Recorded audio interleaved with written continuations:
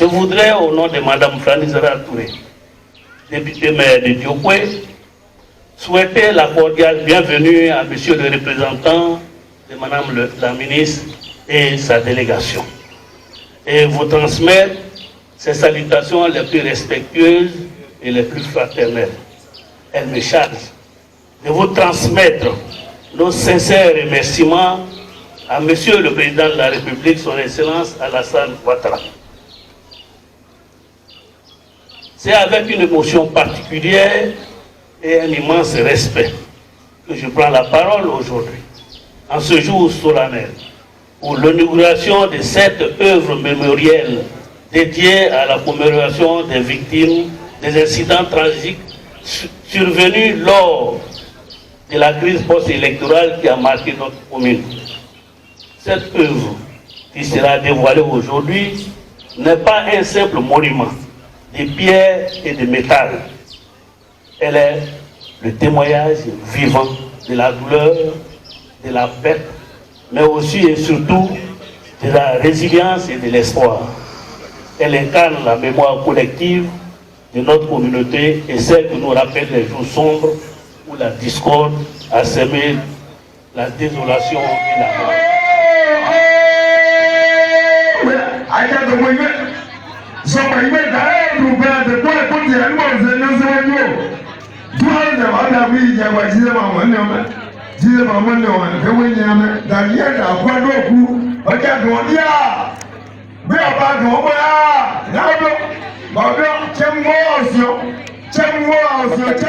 Premier responsable de la fondation AFSI, qui est une fondation italienne qui travaille en Côte d'Ivoire depuis plusieurs années. Ce jour représente pour nous, en tant qu'AFSI, un jour de traitement du passé, mais c'est aussi un jour de mémoire pour la ville de Diokwe et de la région du Gaumont, surtout un jour de souvenir des moments douloureux de l'année 2011, mais aussi et pour tout, un jour de rassemblement, un jour de cohésion sociale et de co-construction, comme je le dis toujours, de cette paix que nous recherchons toujours.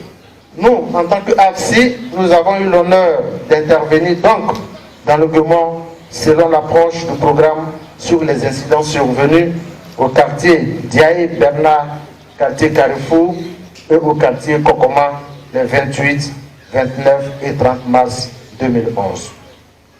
En rapport donc à ces deux incidents majeurs, le programme a mené des actions de réparation collective symbolique à travers le réaménagement d'un point de forage d'eau et de la reconstruction de 2 salles de classe respectivement au sein de la mosquée Méité et à l'école primaire publique du quartier Diaye Bernard. Ces actions de réparation individuelles en faveur de 200 victimes prioritaires ont été effectuées et pour nous, cela a marqué un pas significatif dans ce parcours entrepris depuis quelques années. Ainsi donc, dans la continuité des actions de réparation collective et de traitement du passé, le programme a réalisé depuis 2024 avec les artistes de la fabrique culturelle, en consultation avec toute la communauté de Diokwe, une œuvre mémorielle symbolisée par un animal emblématique de la Côte d'Ivoire et qui a été implantée selon la volonté de la communauté au rond-point de Diokwe.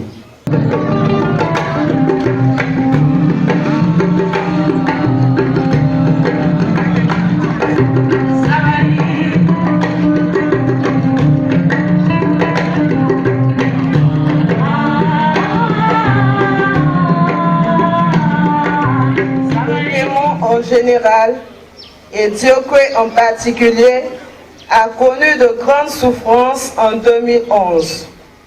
Ces moments horribles ont entraîné de graves préjudices et séquelles dans de nombreuses familles qui continuent de vivre.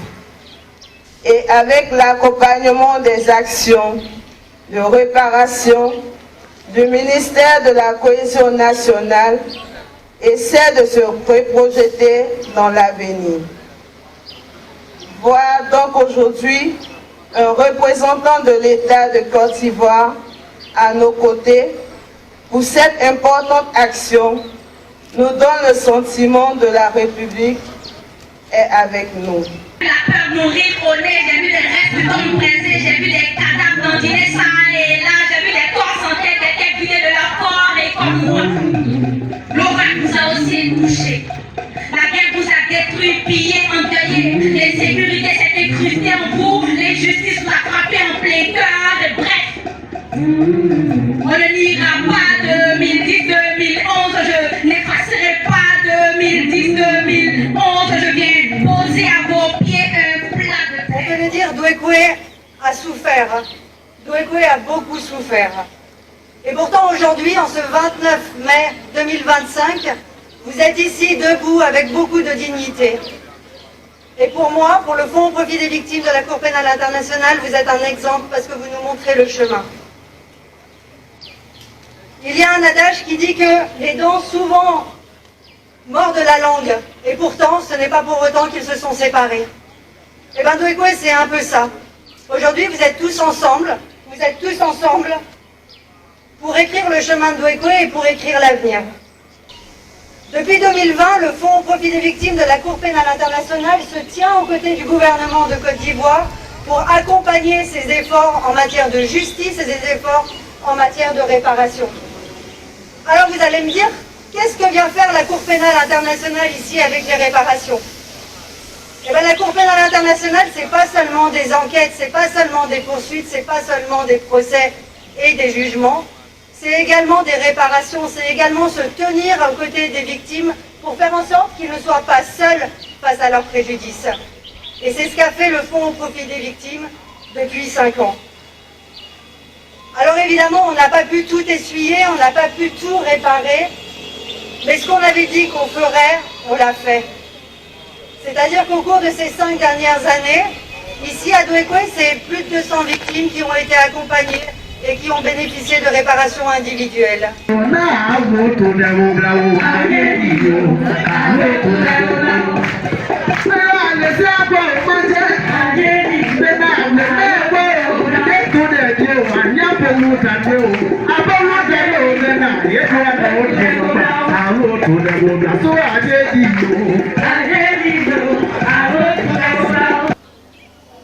Mesdames et messieurs, la crise consécutive à l'élection présidentielle de 2011 a fait de nombreuses victimes, dont environ 3000 pertes de vies humaines et de nombreuses victimes vivantes, désormais vulnérables permanentes. L'État de Côte d'Ivoire, pour ne pas laisser diluer dans le souvenir de nos mémoires ces atrocités, a, sous le leadership de son Excellence, Monsieur le Président de la République, son Excellence Alassane Ouattara, décidé d'honorer toutes les victimes de la crise post-électorale de 2010-2011 à travers des réalisations d'œuvres mémorielles.